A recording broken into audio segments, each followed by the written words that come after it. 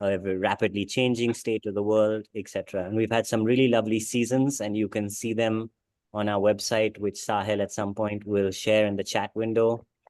And really, if you want to have your mind blown, just go in and talk to any of the 100+ theater practitioners who have come here and spoken about their practice and the questions that they are asking themselves about how theater can be responsive in the future. In this last season, the 5 curators, Ben Samuels, Mwenya, Ngeni, Amy, myself, decided that we will curate curators and stop curating speakers. So in that wonderful way, Sophia has kindly agreed to curate this session and run it. And without further ado, Sophia is a longtime collaborator and an amazing theater person. She's even got her own Unrehearsed Futures talk, of which you can see on the website. So Sophia, to you. I will keep admitting people for you, don't worry. Good afternoon or good evening, wherever you are in the world. Welcome to Unrehearsed Futures. This is a session where I'm really glad that I could invite Nora Amin from Berlin, Cairo, and Barcelona, 3 cities, and also Monika from Zurich to join me in this talk. Because the prompt from Unrehearsed Futures was theater for change or theater in action. How do we change? I think the larger question is, what's our role as theater makers in this unknown future, and how do we create social change, or how do we have an impact? Do we not? Like, what's our positioning in the world at the moment as theater makers? And Nora and Monika both use the activation of the audience in a certain way, or in very different ways, to become participants of the performance. And today we'll talk about to what end, and what's the goal of this, and what happens with the audience, and what are the experiences if you activate the audience, or if they make them become participants, what happens to the performance itself. I would like to start with Nora and have each one of you describe your story and your methods for about 10 minutes. And then we'll go into a conversation, and then we'll be happy to take questions from the room. So Nora, you and I, we've known each other for a bit, but you have a very impressive CV, of which I can't kind of name everything that you've done. And I've kind of just want to focus on a couple of things because I think they might be important to today. So you grew up in Cairo and you've danced your whole life. I think those are 2 important moments that the body is very important in your work. Dance is very important in your work. Your socio-political upbringing in Cairo is, I think, also important. And you are a practitioner as well as an academician. So you have like these 2 streams of thoughts and practice in the 2 worlds. You reflect on the work, but you also do work. Maybe it's interesting to say that you directed over 40 performances in Cairo and Berlin. You founded your own theater group in 2000 in Cairo, and worked nationally and internationally, focusing on personal stories and social criticism, and using biographical material on the stage. And then you also went to Brazil to train with Augusto Boal in Theatre of the Oppressed, and you brought this to Egypt and into the Egypt Revolution of 2011. You trained 600 activists over 2 years in the methods of Boal, Forum Theatre, Theatre of the Oppressed, and that, you said at some point in an interview, marked your change from aesthetic theatre to street theatre or to activist theatre. And you then also started focusing more on collective challenges rather than personal challenges, and on how to create a clear political impact. Now you live in Berlin, or between Berlin, Barcelona, and Cairo. You create very personal work here, of which I've seen 1 or 2. And you also conduct a lot of dance workshops, especially for women. And in your work, the feminist discourse is always present and very important. And topics of oppression, coloniality, and trauma healing are also kind of going through a lot of your work. So in light of all of this and your whole theater journey that encompasses way more publishing and writing novels and so much more, could you talk to us a little bit about the audience as participants and activating the audience? Absolutely. I'm extremely happy with the invitation and with the gathering, and also the way you introduced me, Sophia. It's so seldom that I get such warm, friendly, and also personal introductions. So I'm happy to talk a bit about my work, maybe 10 minutes. I will try not to exceed the time. Um, with the question of the audience and active spectatorship, the difference between audience and spectators and viewers, I think they are already active. uh, but there has been lots of pedagogical systems, oppressive systems, aesthetic systems, also artistic canons and institutional systems that reduce this activation and turn the spectators into audience, which sounds for me like a more silent spectatorship, and keeps them in the dark. So if I go back to the origin of performing arts in my own culture, it was very active. Everybody is active. Everybody sees each other. There is lots of exchanges and commentaries. There is, of course, street puppet theater like Aragoz, which also exists in Turkey and many other places. There is street dance. There is itinerant music performances. And it's really like a gathering, a celebration of the social fabric and entertainment as well. And with the colonization of the Ottoman Empire, which sometimes is not even considered as colonization to Egypt. Yeah, we can discuss it later, why, the reasons.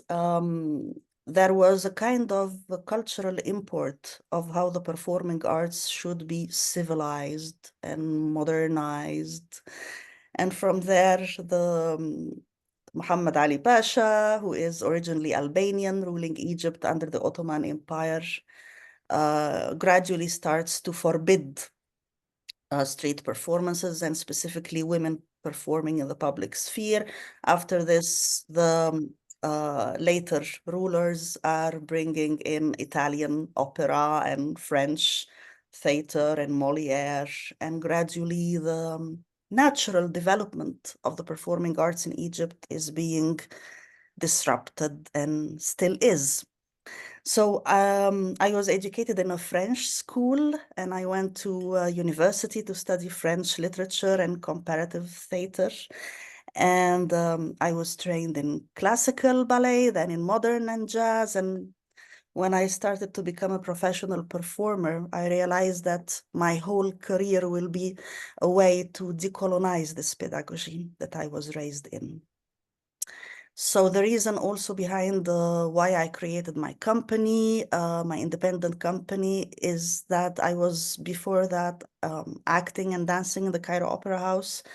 And I felt that there was something really missing in that encounter with the audience or spectators. And the first performance I directed and choreographed for my company, The Box of Our Lives, was an attempt to bring the audience, the spectators, out of the darkness. So it was a site-specific performance that is not created for a theater venue. It's created for an old apartment in downtown Cairo, somewhere near Tahrir Square, where the revolution later took place.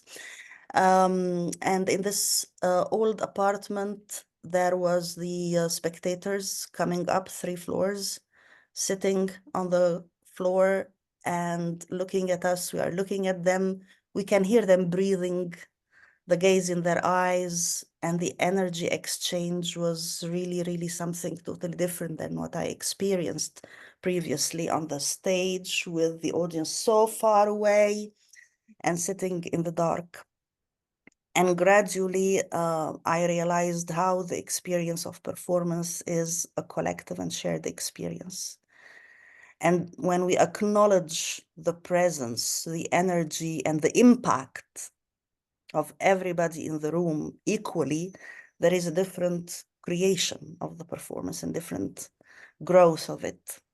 So, so in this path, I had, of course, to meet with Augusto Boal. I was the translator of his method to Arabic, from French to Arabic, for the Cairo Experimental Theater Festival, where we invited him.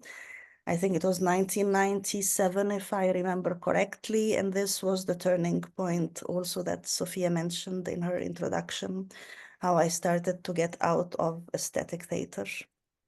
And there is this domination of scenography and light, and how to re-understand also performance as a transformative experience that can function only with the collaboration with the spectators, or the spect-actors, as Boal calls them. And from there, I started a long path to create the nationwide Egyptian project for Theater of the Oppressed, which started in 2011. And it's a lot of street performances with forum theater. And it lasted intensively for 3 years.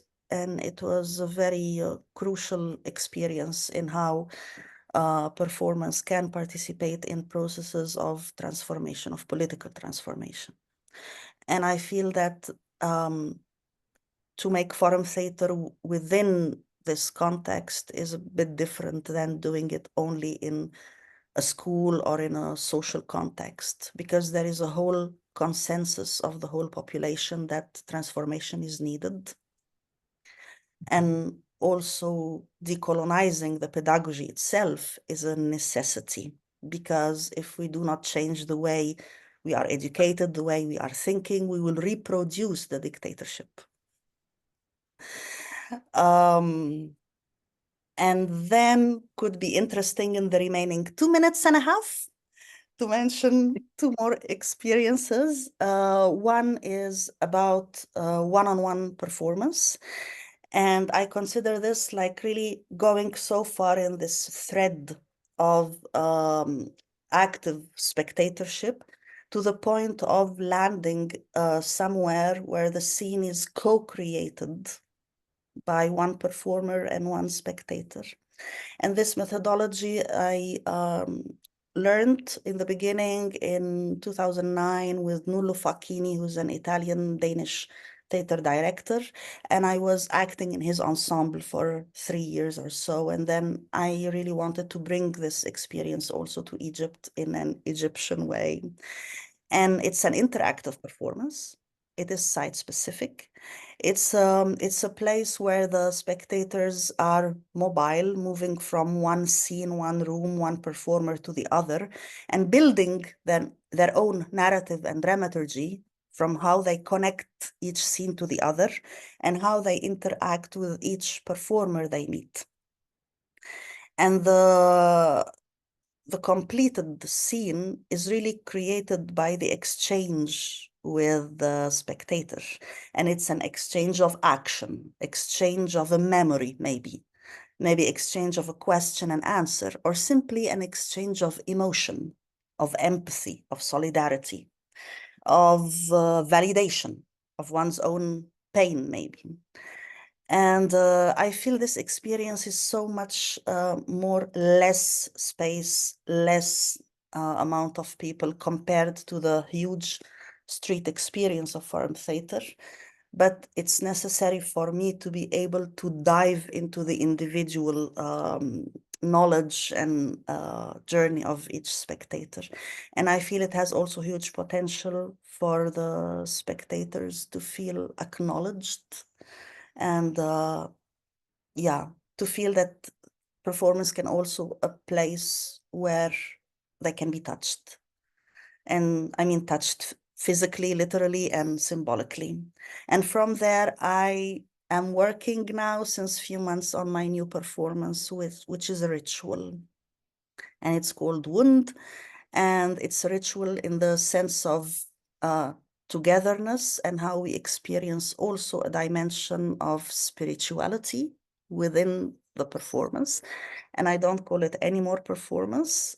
I call it ritual, and it addresses the universal and transgenerational wound and trauma that is caused by wars and mass destruction, and also the destruction of the planet and the ecological system itself.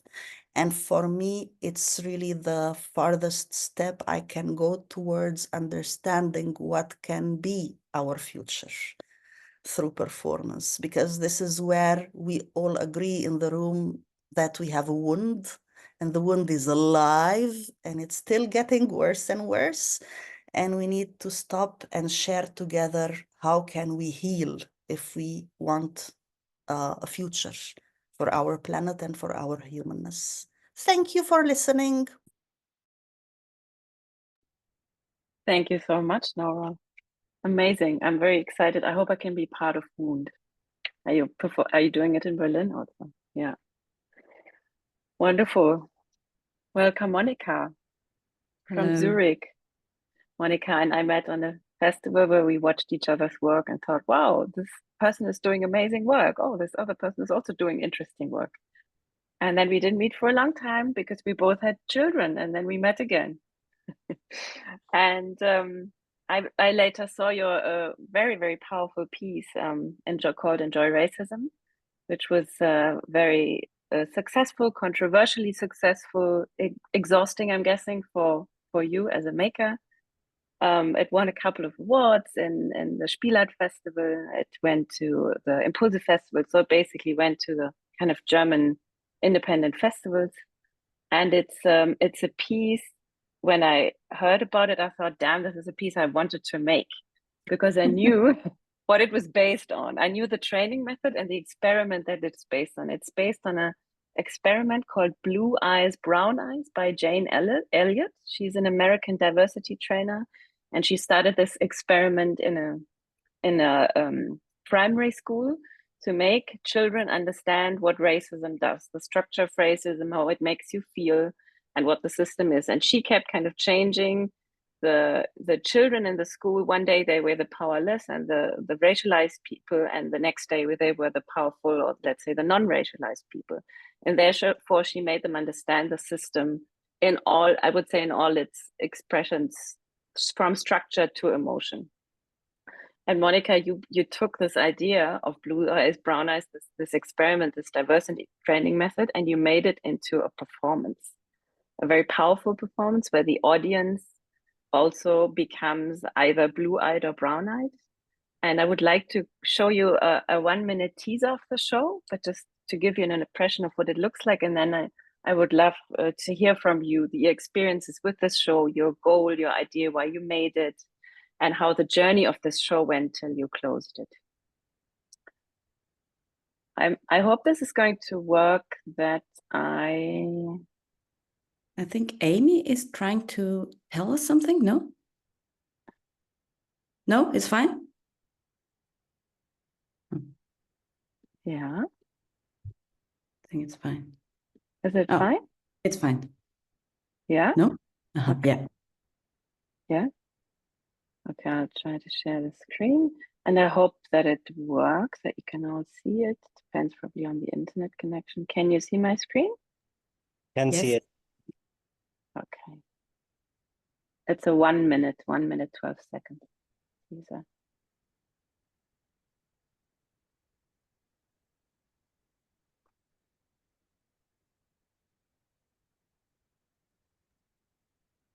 Can't hear it.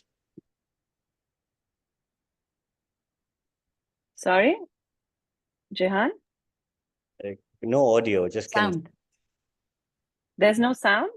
No. Oh. Under the share screen options on the right, there's a little upward thing. I think you have to share the audio as well. Yeah. Well, give me 1 second.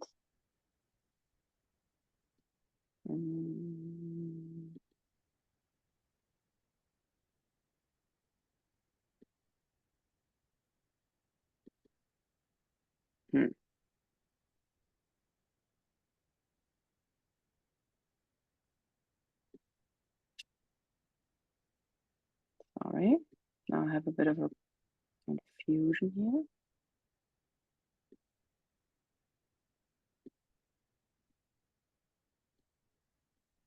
I'll just try to share again. So just to start the process again.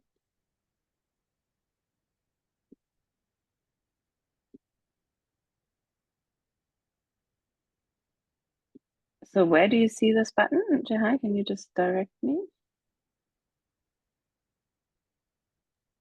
I think on the share screen itself, there's a little upward thing on the right-hand side. Mm-hmm. I think, I don't know, under advanced sharing options, maybe? Advanced sharing options, yep. No, that's not it, sorry. No, that's not it. Then inside. Sahil says beside the window of share screen, you can see the share audio. No, I can't, unfortunately. Can't see share audio. You know what, Sahil? I will send you the link and you just share it if it's possible. Yes, please. Let's try it this way. Yeah, I just shared with you the link as well in the chat. Yeah. Is it there? Is it there? Yep. I've shared it to Sahil. There's only direct messages to Sahil, or is there also to all? To Amy's, chat also. We can share it from here. Give me 1 second. Let me I'm see. sending it to Amy. I can't send to all, so I'm sending it to you individually, Jehan. So Sahil has it, so he should be able to. Yeah. Sorry. No, this is the wrong. Sorry, that was the wrong one. That's the wrong one. Oh. Oh, sorry, I sent you the wrong one. Hang on. So it's that one. Sorry. Did you get that one now? Yep. Yeah, perfect.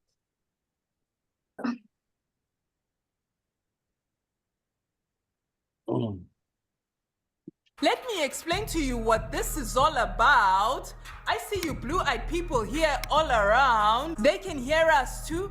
They can see us too. They think we're playing old games like it's PS2. So we are ready to begin. I am Marie Caroline Blanche.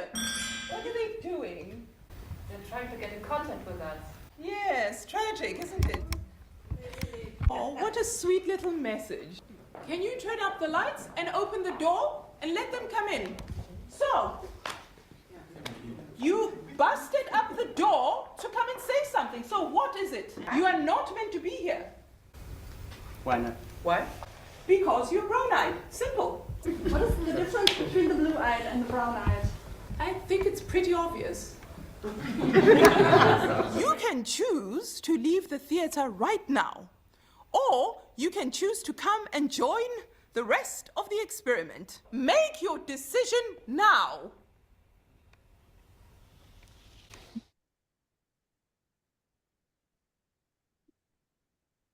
Thank you for the help. I think this gives a visual idea, a very short one, Monika, about the performance. But I think we need a bit more context and, how it went, from where to where.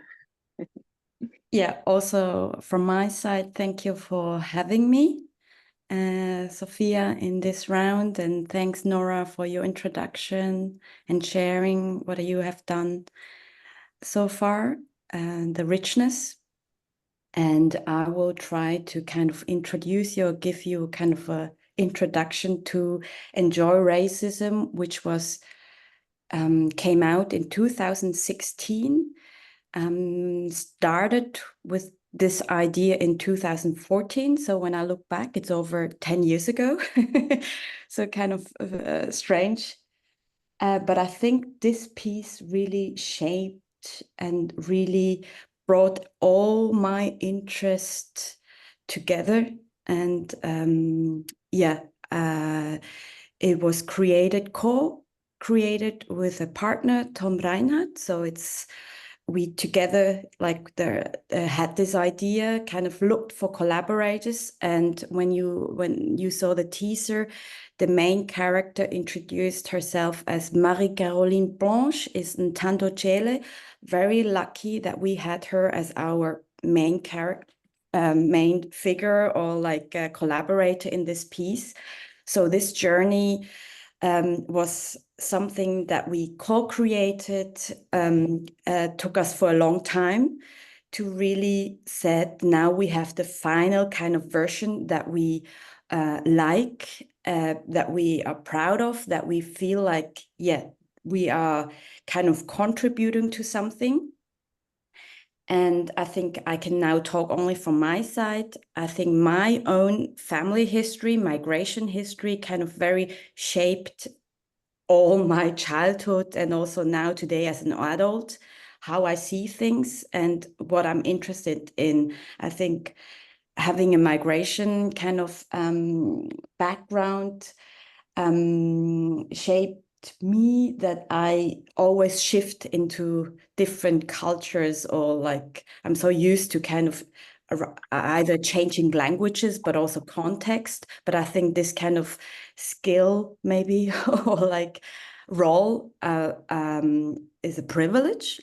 And the second thing, what I'm very privileged is, I was born and raised, grew up in Switzerland, one of the richest country, had the privilege of the best, I would say, education.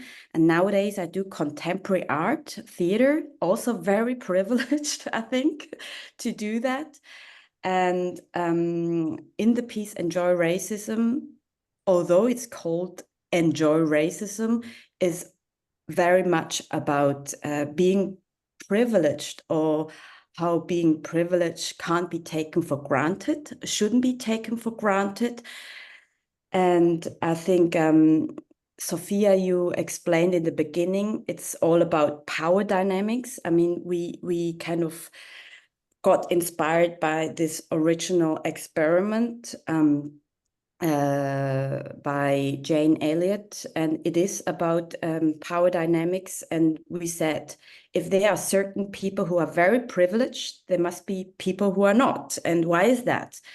And we don't want to, I didn't want to have a piece that is about racism, like from the perspective of, let's say, the victim, rather to tackle from the other side, that certain people have privileges, and we want to expose or like tackle very subtle privileges, I would say, that you see or you experience in behavior, that certain people are so used to speak up, to stand up, like to be heard, are so used to be seen and heard, and certain people need to protect themselves, need to make themselves invisible, and all these kind of very subtle behavior. I was interested. So in the piece Enjoy Racism, it's all about mechanism. And when you see the piece, the teaser, I mean, people signed up, came to this show called Enjoy Racism, read the kind of announcement text, knew it's about that people get separated based on their eye color, which was still quite random, whether some people had gray eye, green eye. We just randomly separated people, because I think this randomness is the issue of our society, that although there are attributes that we somehow have defined as the ones that why people are privileged or not, let's say gender, let's say skin color, or now in our case, eye color, people got very kind of provocated, scared, or like invited to kind of also challenge us because they were separated. People were brought, in the teaser, you see people were brought into a smaller room, and they saw only the live broadcasted part from where all the blue-eyed people were. So some people that we kind of assigned, I would say assigned as blue-eyed, we also assigned to be the privileged ones. And the ones who were in the other one where you saw that they saw only the projection were the brown-eyed people. And we changed the roles as well, who is powerful and who is not powerful. Sophia, in which room were you when you participated in Enjoy Racism? I was in the powerless room.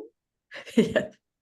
And it was very interesting because there was already a lot of revolution going on in that room, because I was there with a lot of privileged people who wanted to see the show. They didn't want to see a bad video of the show. So, you know, the revolution was going on the minute people came into the room, because also there's no chairs in the room. It's really uncomfortable. You sit on the floor. So that's also part of the experience. No? You're not actually getting the experience. Yeah. So I was in that room. Yeah. And also you see people drinking wine, and we had a buffet eating, but they are constantly in that same room with Marie-Caroline Blanche, which is a horrible character. It's a parody. I mean, she's white-faced and she says things that are horrible that we know. She reproduces things that we don't like, especially in this bubble. So actually, when you are in the brown-eyed room, you are in the safe space because you can just watch. You don't need to speak with this character, but still people got very angry that their privileges were taken away, and as you said, they want to go over. And also in each show, this was programmed. People start a revolution in this fictional setting, which is theater, which is not on the streets, as you, Nora, talked and also experienced, and also reflected afterwards.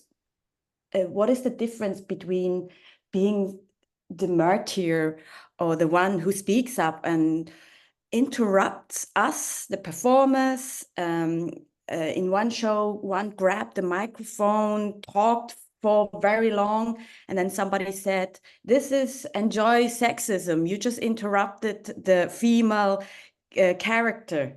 And like also reflecting, obviously men are much more used to speak up and like to be heard, because I think this is one of my interests in reality. What kind of people are not heard?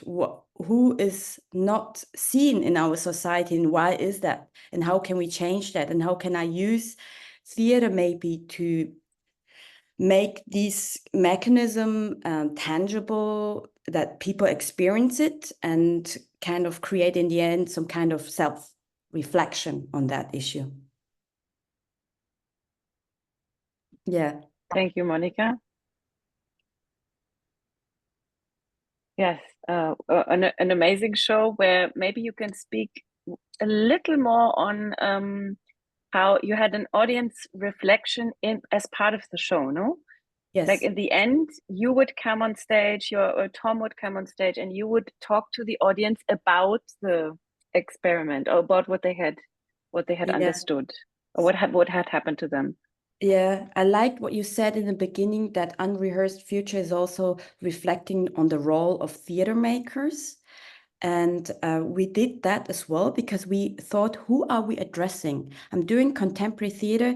I'm in this very homogenic bubble. I'm also presenting this piece in a very specific context. This festival that you mentioned earlier in the German-speaking world, whether we have dramaturges or audiences, they have a certain mindset, which is very similar. And role of theater maker was also, how can I protect my my performers, myself, because I was on stage as well, not as a main character, but Tando as the main character. We kind of made some rules. How can we protect ourselves? Since the piece kind of had scenes that are prepared, that we said, we want the revolution, we need to trigger the revolution, we want as part of a scene, the kind of reflection, internal reflection scene. So we staged these scenes, had kind of parameters, I call it, what kind of content I want to transfer. But they are always a bit different because, I mean, we have different dynamics, different audience members. But this internal reflection scene was very important to kind of, again, invite the people in the piece and also kind of confuse people, because there we just ask question, or like we always in that fictional setting, when I raised my voice, I always started the line, myself as a brown-eyed person experienced this and this. And then sometimes I refer to the reality. I said, as a brown-eyed person, I'm sitting at the table with all my friends, and I look around and I see there are no other brown-eyed people. So I'm reflecting that, yeah, I'm socialized in Switzerland, and I might be a minority. But then the people, the audience members, of course, are not in this fictional setting. Also, I think power dynamics performers are prepared, rehearsed. So they speak up. And I think some people were so confused. Why is this certain people speaking so long and very aggressive, and people were not sure anymore who is a performer and who is actually an audience member. And I think this was also one aspect which was important to say, yeah, we co-create together as an ensemble, but also now this piece we show, because I said, I hope this reflection goes on, because this performance you perform now, this kind of behavior you do outside as well. And you will also witness outside certain people who cross the line, and maybe I hope you can interfere, you can support others when you actually in this fiction setting, you can see that and witness that. Thank you so much. From what both of you said, I'm kind of getting the idea that the interesting moment might be the disruption of power within a very small frame that we're creating, but it's a frame where we're disrupting power, because power is always so invisible. A privilege definitely is invisible to the ones who have it, but the power dynamics, they're really embodied. Like we feel when somebody has power over us or when we have power.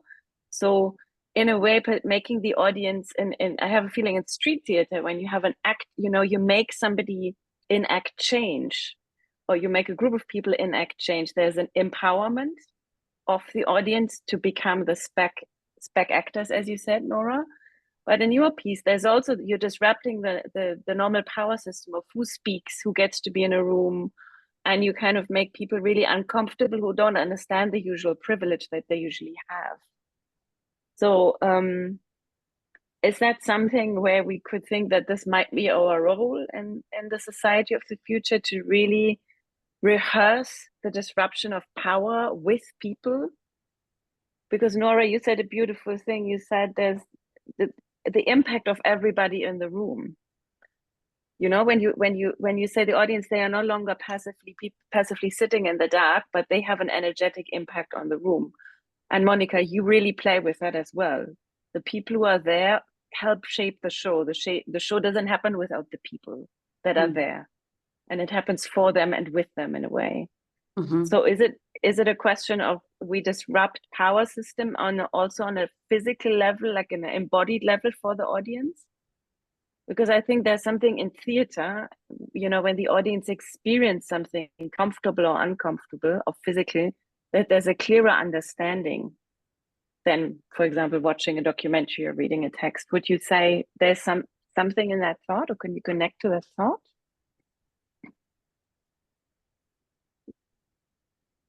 Yes, Nora.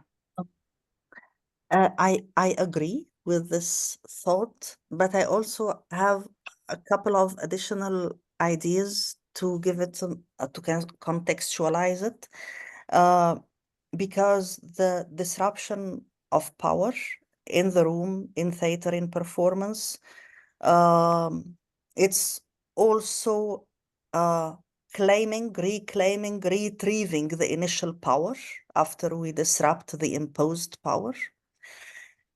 And it could be, and I think it also connects to what Monika explained, it could be a rehearsal for what we do when we go out in reality. And this is also one of the tactics of theater of the oppressed and forum theater.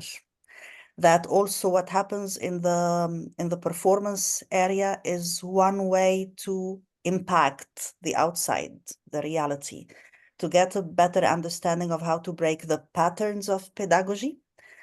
And it's anyway disrupting the theatrical and artistic established system itself.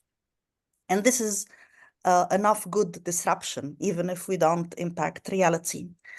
But I feel those dynamics are really different when, for instance, we're experiencing this in Egypt within a specific culture that has a pedagogy about togetherness, about emotionality, about exchange, about collective communication, where we see each other and we can communicate and we know, yes, okay, now maybe I spoke too much, I stop here, and This is like, it's a collective psychological and communication dynamics we understand in each culture.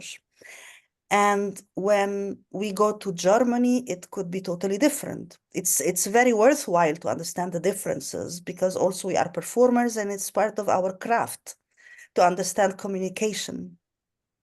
Because in Germany, there is more division, I would say, maybe more blocking of emotionality, and the feeling of togetherness is not so much alive and present. And this is also a result of a pedagogy that belongs to that culture now.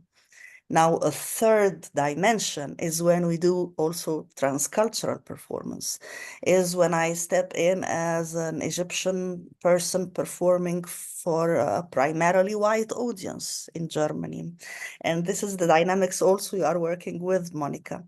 But it's worthwhile also to give them their own context and to understand what happens here, because the disruption will definitely go through like the gaze of racism and hierarchy and privilege, and it brings more to the idea of disrupting the existing sociopolitical power, and it makes maybe the audience also question their position, and maybe they don't want to disrupt the dynamics, and maybe they want. And now with the global politics and the right wing and all the wars going on, I feel it's also a moment when, for me, I wake up and I realize it's not so possible to be utopic now, because whatever we rehearse, there is no chance to go out and make it applicable, because the governance, the political dictatorships are becoming very, very, very, very present and very cruel. So there is a necessity here for me to integrate in this disruption a healing medium. Mhm. Not also to give the illusion that, yes, it's so much possible. Now, relatively, it is less possible than before, actually. And this is why the healing has to be a very organic component of any disruption. I spoke too long. I apologize. No, it's fine. We also want to open it up to the room. Is there any questions to Monika, to Nora? I don't think there's anyone in the room apart from Amy and the team in Slovenia. So maybe you can't put in chat, but you could speak if you have any questions. There's a question from Adriana. How have you navigated consent? Is it from you? Is it from Amy's group? No. Okay, we take this. Nope. We take this question first, Amy, and then if you have one, we'll do yours next from your room. So the question is, how have you navigated consent and political disruption in that audience participation? And when you speak of performance as healing, where is the consent in that? I think this is a question to Nora. It's a bit unclear to me which audience participation. Maybe we take the second part of the question with the healing, consent and healing in your performance. I can say quickly a response to both questions. If I interpreted the political disruption in audience participation, maybe in Theatre of the Oppressed work in Egypt or the Arab Network, because it's also expanded to Sudan and Morocco and Lebanon, that yeah, and maybe also Monika can reflect on that as well. It's about how we introduce ourselves to the community. If we arrive to a community, to a neighborhood, to maybe a community center, we always introduce who we are and what we do and why we do it. And we say that we are making a theater for change and that we believe in change and we have hope. And we also invite everybody who feels that change is necessary and who believes that it can happen. So we also say that maybe if you feel that change is not necessary and we are living in a perfect society, maybe this will not be the ideal performance for you. So we do introduce who we are and what we do and how we do it. We explain about the exchange, the interventions, the participation. We say that we cannot make the performance complete unless you collaborate with us in it. And if we have the consent of the spectators, then we can start playing. So there is this discussion, introduction, negotiation in the beginning. For the healing work or the component of healing, which is more recent compared to my other work with Theatre of the Oppressed, it happens in the introduction of the performance first. It happens because I'm also using the text, the description, how the people are invited. And I'm working a lot with the wording and what the wording triggers. And sometimes we also have a disclaimer to say maybe this performance contains some trauma triggers. And but I also mention healing as not something that is achievable in one encounter, but that is a journey. But maybe if we agree that it is possible and it is something we want to aim for, then we start to have a consensus. With the interactive parts in my last piece, Wound, there is the ritual that I start as a person and trying also to reenact and embody previous bodies, an ancestral archive of torture and crimes of war, and then moving forward from that to question the present moment and to invite the people with questions to think. And there is this moment where I'm directly speaking to the audience and inviting them to think what would be their own pain that they would like to heal. And it's a real moment, and I feel honest moment. And if they find something and they agree to express it, there is a certain like choreography to do this. They can speak a word. And Thank you. yes, voila. The first part of the question is also for Monika. So how have you navigated consent and political disruption in your performance? Was there a disclaimer? Was there a trigger warning for Enjoy Racism? How did you guide the people into that show? How could they leave? Were they able to leave? Yeah, they were able to leave and people left the show. In the TCU say you heard at the end Marie-Caroline Blanche saying, make your decision. Now it's about to come over, to bring both groups together. And also asking everyone in the room, do you want to stay? and people left. I was on the other side. My role was the assistant. So I checked the eye color, brought all the brown-eyed people into the other room. I also asked the people in this moment, would you like to stay or would you like to leave? And I checked several times. From the beginning, we always say, be my guest. If you would like to go, please leave. It's all fine for us. You are invited to have this experience, to be part of this experiment, which was announced, but you're also, it's okay for us if you would like to leave.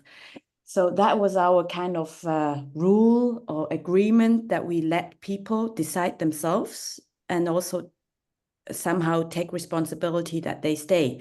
So although this performance and this setup has a lot of, I would say, in the beginning, we have a lot of power. Who sets the rules? Who defines the rules? We did. We said suddenly, yeah, based on your eye color, you are in this room and you are in this room. And also that's why we said the disclaimer was more or less that we always checked, do you want to stay? And yeah, I was always a bit sad when actually brown-eyed people left, because the whole thing was when the brown-eyed people come over, we switch. The blue-eyed people who were actually on their seats had to sit in the middle and were watched by the brown-eyed people. But we, of course, didn't say that. We will switch the role. But again, there even, we said, you can leave. Yeah. Okay, thank you. Amy, it looks like you have a question from your room.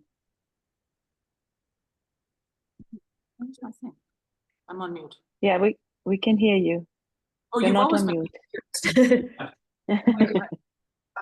So it didn't come through for some reason, so we didn't hear your conversation. Just we wanted to thank you so much. We have to go back to class. So this has been our lunch break, but wanted to thank you so much for this, to both of you, Monika and Nora, and for you, Sophia, for hosting us. I've been thinking about how, if we're disrupting any power structures in our work in this workshop, and I'd be really curious to hear if anybody of us would think that we are. I think there's something about an international group which is disruptive of typical, I don't know, just reality principle, if nothing else. I mean, you mentioned, Nora, that you work sometimes as an intercultural agent, and I think that's sort of the way we are. And some of us are Slovenian, but not most of us also. So we're all kind of intercultural right now. And then the other thing is, I think there's nothing particularly disruptive of the power structure in Lecoq pedagogy, which is what we're practicing. I think it can be very normative. But there's one thing that I'd be curious to hear what you think, but it's sort of perhaps a little post-human. So it's sort of trans-species a little bit. So we're imitating and taking to heart things that are not human as the basis for our work. And I think that's on some subtle level possibly disruptive to just the power structure of being human beings and feeling like we are the most important things to represent in theater. That humanity is the most important thing to be represented. But otherwise, do you think there's anything that we're doing that is disruptive of power structures? Question to the room.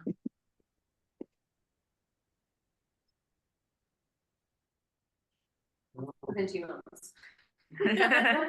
Not in 2 months, no. But we are there. We are all the time be aware about that, and with questions, with concerns, like we are there. I feel, yeah, but nothing concrete is happening. Yeah. We are there with the eyes open and and the cultural sense open, because we are from so many parts, from the whole planet somehow. We are like. Yeah. But definitely also the lingua franca being English. I mean, that's a power structure in a way. Yeah. So I don't think we're manifesting the change that we want to see quite yet. Not yet. But thank you so much. Sorry, we have to leave you, and I'm sure we would love to be in touch with you in the future. And thank you so much for inviting us in. Thank you.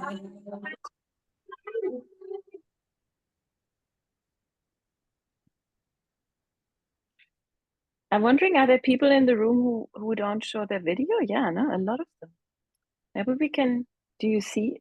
I can't, maybe we can just kind of get everyone to switch videos on. I see 15 participants. So it would be nice if we talk to each other. If you want to talk to us, so you can just switch on your video and we can see you. You don't have to sit in the dark. There's a question to Nora from Adriana. Yeah.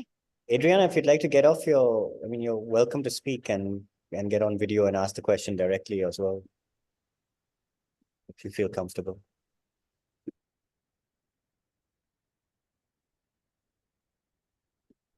There's a question in the chat. Yeah. Yes. Yeah. Hey. Hello. Hi, I think I spoke in I put it in the chat better. Yeah, I'm interested because you said that you're exploring ritual in your performance, and this is something that I'm currently also interested in.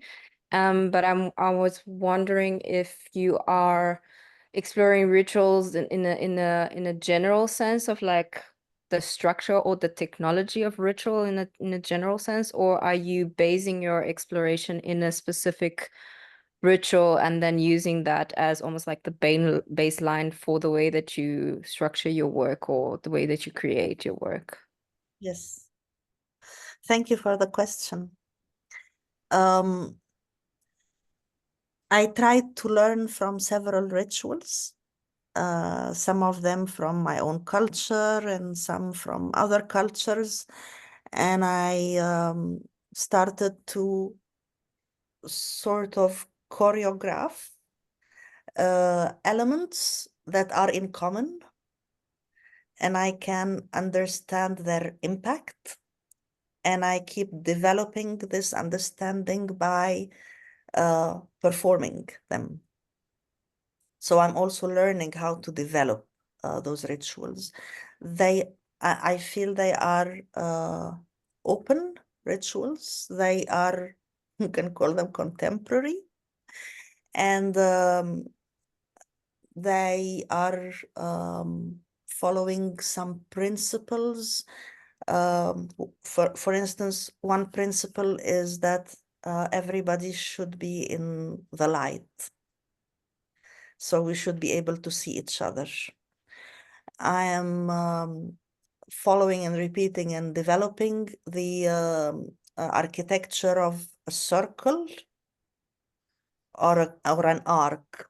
A circle repeats more in my work. And I understand those principles like they have direct effect on the communication, the energy flow, the feeling of togetherness, and they help somehow to transcend the material moment, which we are always experiencing in the outside social reality. I'm also using the principle of repetition. And then I have also the principle of interaction.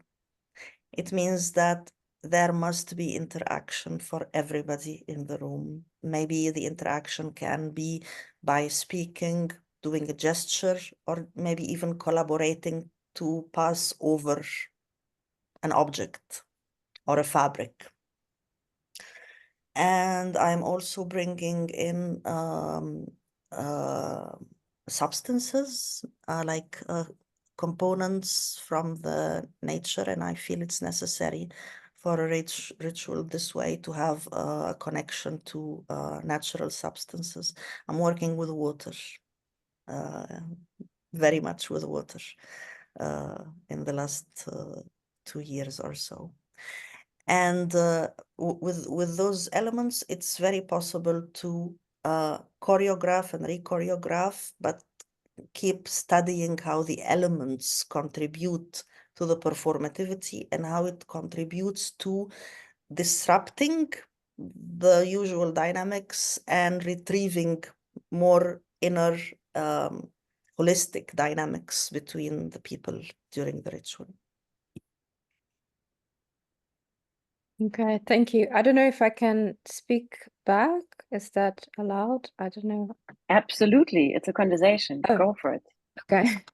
I'm wondering because I'm currently in South Africa, and that's where I've kind of been exploring this the most. And there's a lot of like culturally specific rituals happening in South Africa, right? And you see that a lot of like almost like they're coming into the performance, the contemporary or whatever you would call the performance spaces. So these principles and elements being used, and then the conversation of consent comes in there in terms of if I have a spiritual practice and if I have a ritual and I come into a performance offering, or you hear like you called it something else. You call it a ritual. Here you hear a lot offering, people calling their work offerings.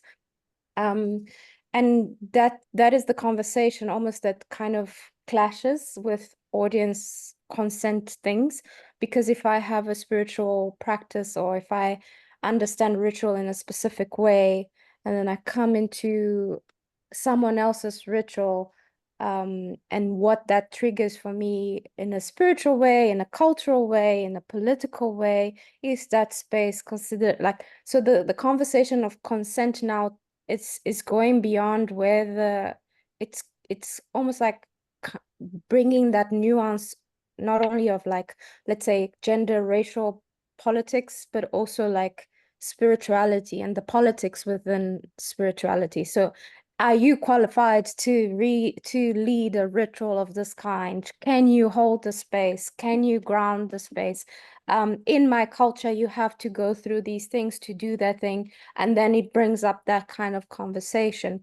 And almost like I've had recently someone come to me like, you have to think about us as audience in your work, because I am feeling a lot of things when I come into your work, and you are shifting something in me in a very like tangible way. So how are you so then it's almost like wanting to hold me accountable, which is kind of a good conversation for me to have, but also how do I even navigate that in terms of inviting people to the space? Because it's still going to be kind of a specific experience to each individual that comes. So anyway, that's kind of the pool. So the disruption is happening at different levels, on a social level, at a political level, and a almost like an interaction of almost like that wall that we create there, the politics, the social politics of the world, but also in terms of cultural shocks or cultural mingling and cultural merging that also creates a kind of disruption in things like entitlement and or responsibility and accountability. Yeah.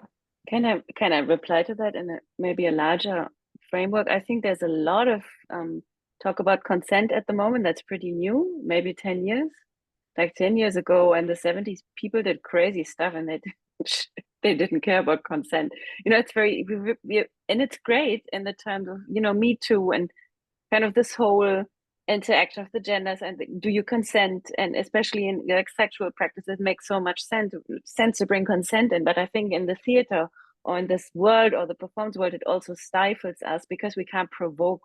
It becomes so difficult to provoke, or because I usually think people are allowed to leave a space at any time. Like if something happens in a theater space, the agreement is I can leave at any time. Like the doors will not be locked. So I'm always wondering, isn't that enough? Because if I ask for consent in every little step, it also becomes boring. You know what I mean? And I find that hard to navigate in today's world, because I also feel like we need to provoke, or if something shifts in an audience member, I'm thinking it's great. How did you come? Why did you think nothing would shift? Like, what's that expectation, that you come to a thing and you expect nothing to shift?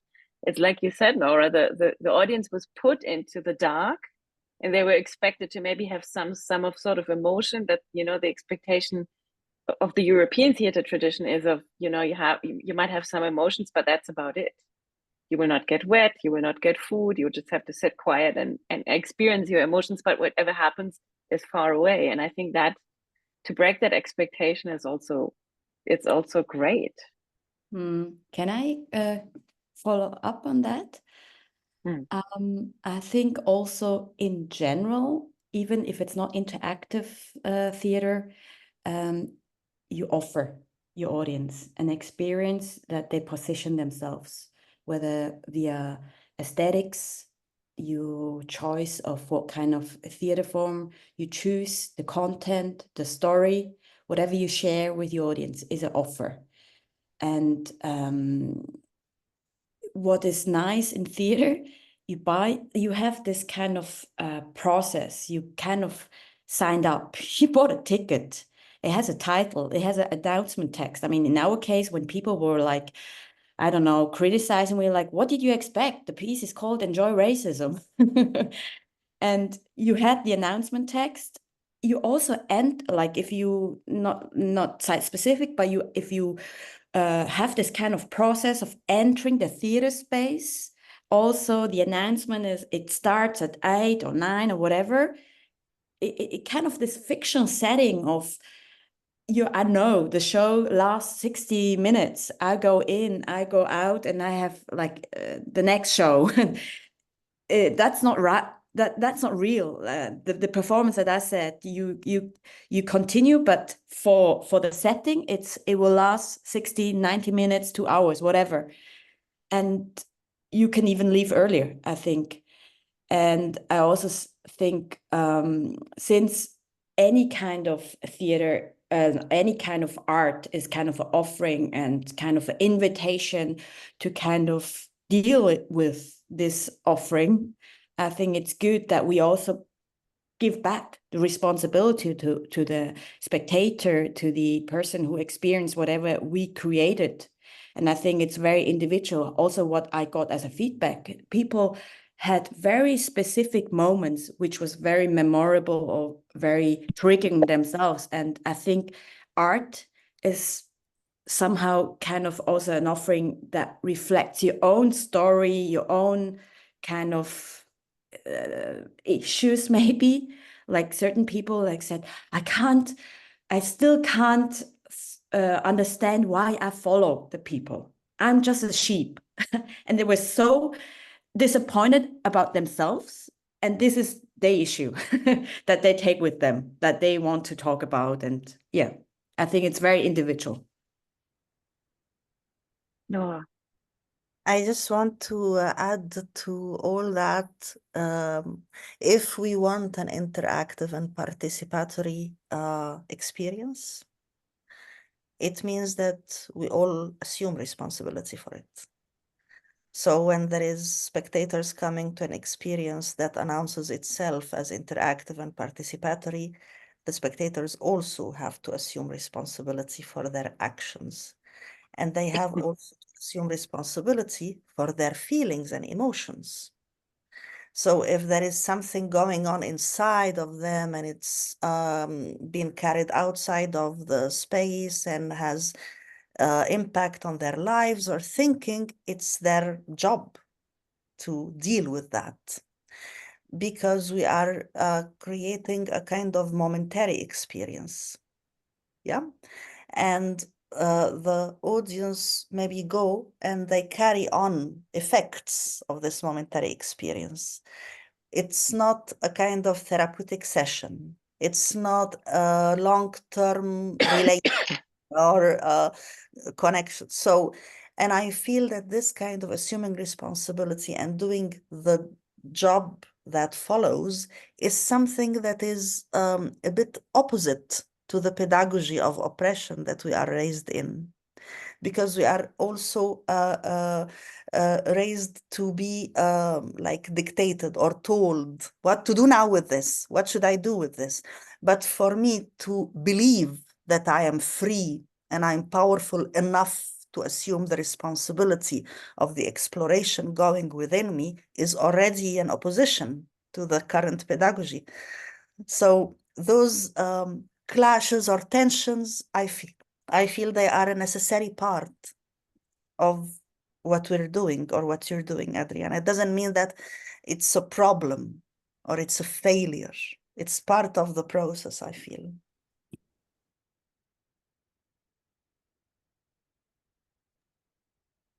We're just about done with our time.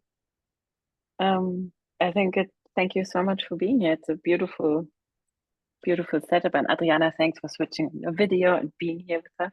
And everyone else who's also in the room. I think the rehearsal for reality bit is a really beautiful phrase that we can probably take. I don't know who said it, Monika or Nora. Theater is a rehearsal for reality, and when we walk out, we might do things differently. I think that is what the activation of the audience also means, and however it's being done, and the possibility and belief in change, and inviting the audience to that, to create small groups of hope, you know, groups of people who hope or believe that change can happen. I think that's also something very powerful. Yeah, thank you very much. Thank you. We can still hang out a little bit in this space, but the recording will end here. Thank you so much. You. And thank you, Sophia, for stepping in and doing this. What a beautiful curation.